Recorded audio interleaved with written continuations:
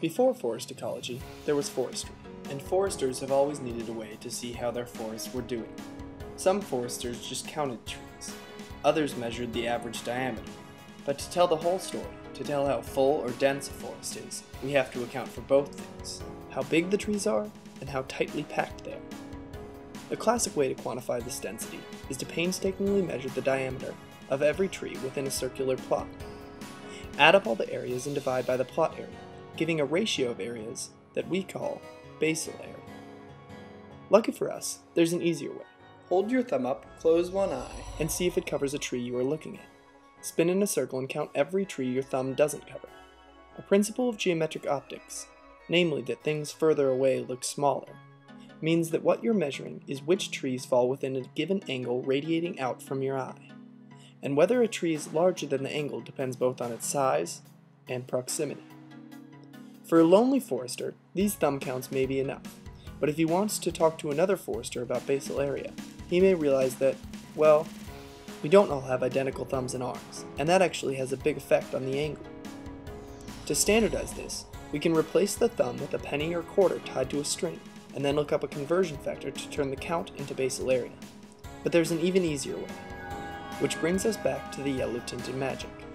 This is a wedge prism. It's made of glass, and it works because light travels slower through glass than through air. This causes the light to change its direction, or be refracted. This is also the reason why the spoon in this glass looks, well, wrong. The wedge prism deflects light by a fixed value, and by doing so, shifts the scene for the viewer.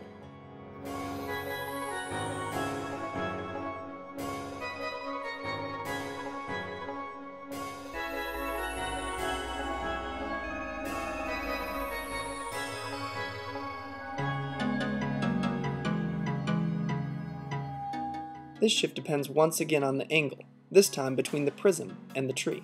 Again, you scan the area and count. You count the tree as in if its shifted position is within its normal position, and out if the separated parts of the same tree don't touch. For borderline trees, you can either count every other, or go ahead and measure the diameter and consult a table, depending on how intense you are. Then you multiply the count by the factor of the prism, and you've got your estimate for basal area. So there you have it. With a little help from the physics of light, we can quickly and accurately measure how dense our forest is. But hold on a second. Why would we want to measure basal area in the first place? Well, basal area lets us know how the forest is doing. If we're harvesting the wood and the stand is understocked, we'll want to plant more trees to maximize the yield. If the basal area is too high, the stand is too dense, we know it may be overly susceptible to fire. And a high basal area in a pine forest means it may be susceptible to a southern pine beetle outbreak. In which case, we may decide to thin, or think about a prescribed burn. So the fact that we are able to measure it so quickly and accurately, that's really magic.